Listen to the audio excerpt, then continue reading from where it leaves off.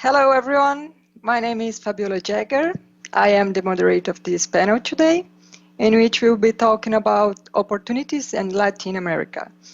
This session will examine the progression, adoption, and the evolution of mobile across Latin, which is fast becoming one of the most attractive places for the iGaming market. Welcome everyone. Let me tell you a bit more about me. I am the co-founder and CEO of Caleta Gaming. Caleta is a game provider based in the south of Brazil, city called Florianopolis, such a beautiful place. And today I have here with me two experts in the gaming market, Hugo, head of sales of Caleta Gaming, and Fernando, head of business development at Betcris, who will share their views on the current scenario and what we can expect for the future. So my first question is a very polemic one, but it's a good one.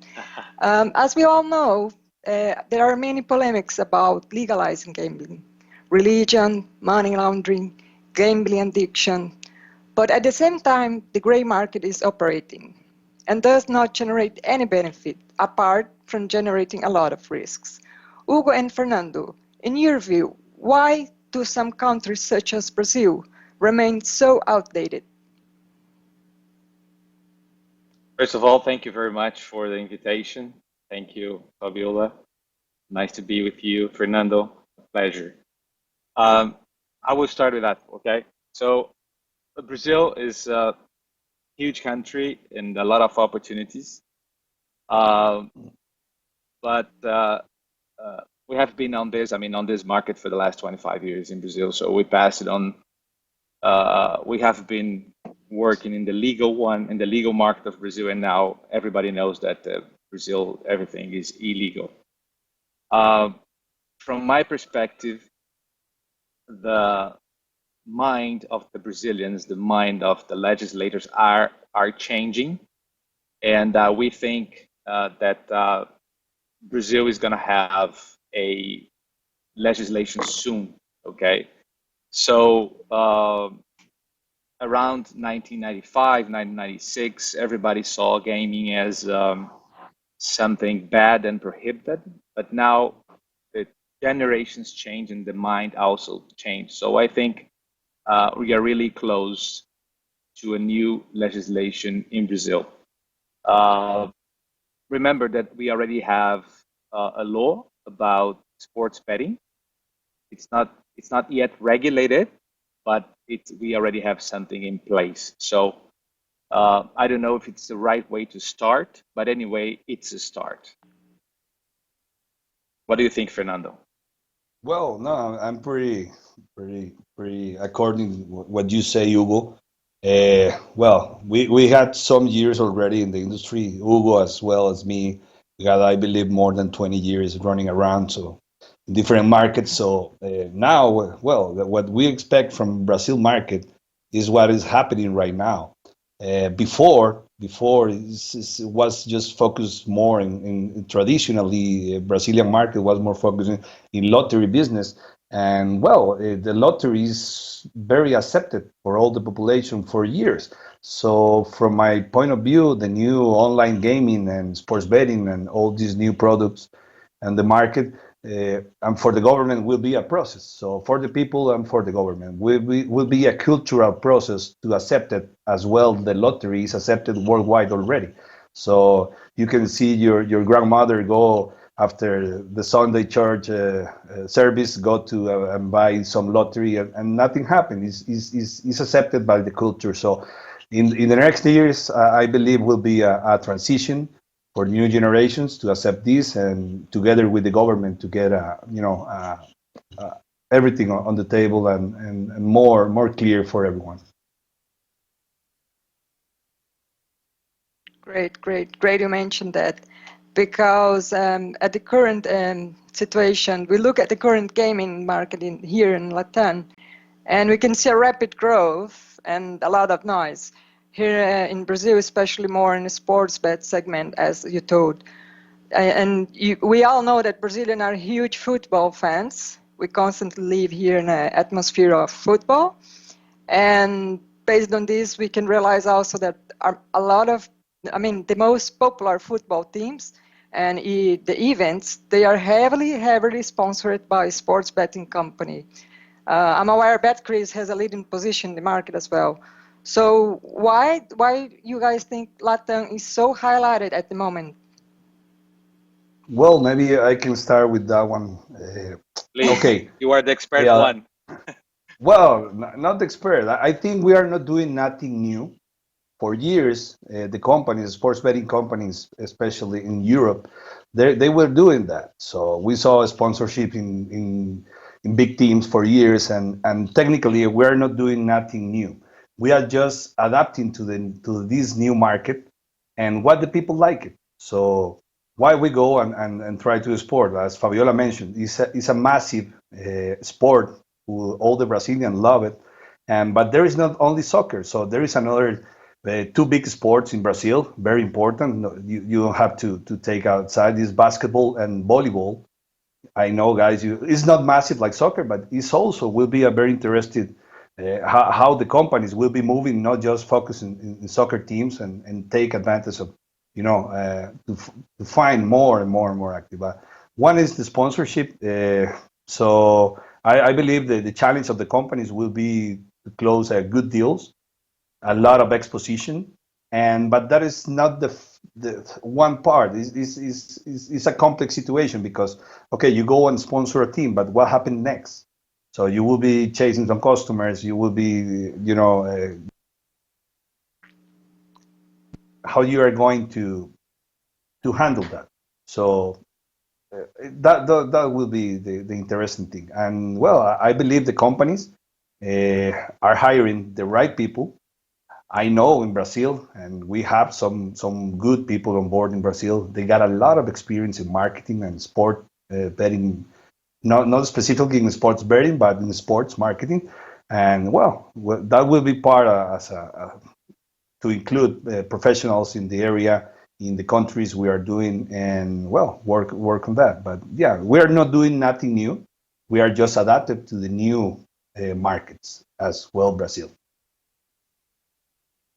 As you mentioned, Fabiola, a lot of different companies as Betcris, they are coming to Brazil and sponsoring different soccer teams and even sponsoring championships.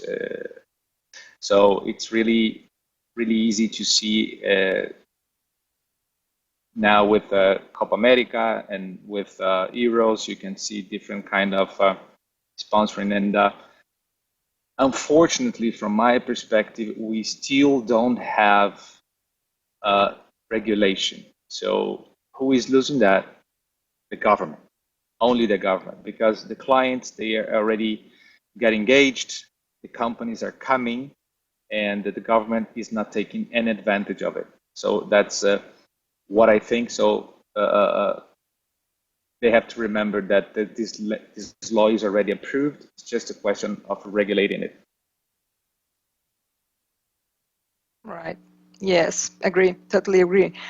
Yes, as you mentioned, looks like we are going through a transition period. And Colombia, Argentina, Mexico, and more recently Brazil, they are all facing new challenges. But there's a new momentum for federal and state lotteries in Brazil. Looks like both may be explored by the private sector. In your view, why are lotteries allowed while the bingo and casinos are not? Why we have this difference? I know you, Well, Hugo, you have a solid experience Maybe in Hugo, not yeah, only will in Brazil, but here in the expert. Mexico and other countries. okay, But we are. can you please give your Anyway, view about this? sure.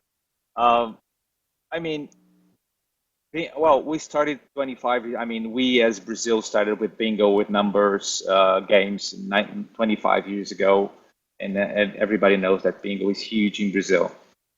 Unfortunately, we never had a strong legislation and regulation. So around 2004 and 5, everything was prohibited. But unfortunately, there was also, how can I say, the games, the gray market is still present in Brazil. So talking about lotteries, this whole thing started, I don't know, maybe uh, 2 or 3 years ago. I don't recall it sadly. And last September, the Supreme Court decided that the states could also have their own lottery. Okay, so with this decision, opened 27 different markets in Brazil, inside Brazil. So now what I can see is a big movement with a lot of different companies coming to Brazil, and all states are trying to understand what is the lottery market is, because they really don't know.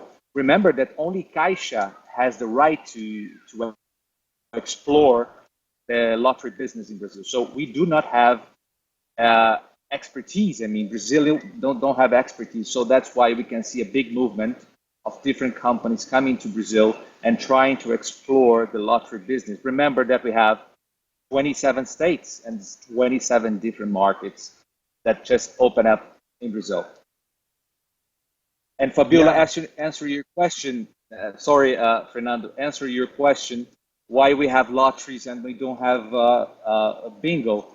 Again, it's up to the government to decide what they have. But I only see that in the positive way. So I see that something is happening, and somehow the other question that you made me about sports betting and not regulated. So with this lottery business, the states, they're gonna regulate it, sports betting before the federal government. So it will be a run between federal government and the states government, who is going to regulate first the sports betting. And again, federal government are not taking advantage of this business. Yeah, no, as Hugo mentioned, well, it will be a challenge also, not just the regulation side, will be a challenge in the market for these products in the digital transformation. Because right now, as well, you know, you are from Brazil, the traditionally is on the paper is printables, or you have to walk in a shop, buy your lottery tickets and everything. But now look at how many companies, as well as you guys, are developing games and some new products day by day. You know, so that will be very interesting situation. Not just the regulation side, and what happened next. So if the 27 states will be regulated soon, what happened with the content we are so just for Brazil market, I believe we need, I don't know, like 20 or more new companies because it's a huge market, talking about population and the percentage of the people who love to play. Absolutely. Yeah, So again, that's a kind of business that Brazil is learning, and soon we have next week the first bid to take place in Rio, so we're gonna have an idea how it's going to be done in the rest of the Brazilian market. great. Going back to the legalizing gambling, I was reading something that mentioned that the gambling addiction affects around 1% of population, and like alcoholism affect 12% of population, and we are all allowed to drink. So on your view, how could they track these addicted players? I know you have some, you mentioned already something about this, how the way they do in Mexico, but there are many ways we could do this through the technology, etc. How do you guys see this? I mean, why the government keeps saying no, because is we can make some players addicted, etc. So how could we avoid this? Not avoid, but how we can manage. Okay, I Well, can give you a land-based perspective, but Fernando, start first with the online, and then I give the land-based perspective in Mexico. yeah. Well, based on the online perspective and in regulated markets, the big benefits of that to attack and work and everything. So once we know the customer in every single online platform, we got the option to provide help, to provide auto exclusion. Right now we got the auto exclusion buttons and everything and services in the one. Once the customers start to play in a different way, the traditional way he does, there is an option in the one he can block by themselves, or even we have to follow some regulations guidance how to treat that. So is government involved in the regulation side? So is government involved? There is a private entities to help in that, to control how the players they are doing, how many hours, even there is a lot of options in the online gaming, because is the customer, you got the information what they are doing, what the usual, if they came and just play $20 and suddenly start to play, I don't know, 100, 200. So it's an alert. So, and there is so many institutions worldwide they are doing right now. Most of the companies we are connected with these institutions or organizations like in Europe or even in Latin America, to try to control that one. So based on the regulation, and the online is, I believe, is easier to control and help to this situation. And why, for example, alcohol and gaming? So, well, alcohol culturally, we go back to culturally would be for years, so will be accepted. Is a, of course, is a massive consumption, and well, I believe is that. So we get more control online. If we are regulation to control that, will be very helpful for to attack this and prevent, especially. Um, Maybe what I'm going to tell, lots of people knows about it, but it's important to say again. Brazilian government keeps saying that they have no way to track uh, the players and not and track and prevent money laundering. And I keep saying to everybody in Brazil that Mexico is a good example where there's no bill acceptors in the machines. There's only SaaS system. So you have to identify yourself exactly who you are, where you live, and you can track how much money that person is spending. So I tell this to different people in Brazil, and they don't believe or they don't want to believe. Right? It's a kind of complicated situation, but it's something that I keep saying to everybody, and people understand. But I don't know how much they can really uh, put in their mind that the time has passed, and now we have tools to track people and money when it's coming from. I mean, you can see this in the banks, and it's really easy. So again, it's in the same is it the same case in gaming. And from my perspective, Mexico is a good example for the Brazilian entities. Yeah, good, good one. Right. So we are aware that Betcris as well as Caleta are responsible gaming enthusiasts, and we also know that many Latin countries suffer a lot from pandemics. Not only Latin, but everywhere. Fernando, could you give us your opinion? How could gaming regulation, how could this help the economy? I'm aware that Betcris sponsors some countries in like Guatemala, Nicaragua, etc. Yeah, well, is well, the main thing I believe is in a regulation process or in a regulation country, will be simple, will be taxes. And where go to the taxes to all the population. So we got a good example with that with the Colombia regulation. Colombia regulation right now we are talking their destination or destinated like more than $2 million to the public health and security. So it's an important number. They are giving a huge support to that area. So that is great, and well, education as well. And why not? Also, we can talk about all the jobs we generate. So in the land-based casino, we generate a lot of jobs. But for example, in the online gaming as well, because you are in this market. So how many people is right now getting some jobs and direct and indirect jobs, about this? So programmers, developers, people from marketing, commercial, sales, products, everything. Every single t-shirt you go and sponsor, and there is someone who printed the name or the brand in that shirt, also will be given some money from this. So it's not just how much money will be taking the government, because that will be important, but there is another huge money will be around in the economy, outside of the government. So that will be great. And also this economy also generate taxes. So at the final, taxes talking, the big winner, as Hugo mentioned, will be the government.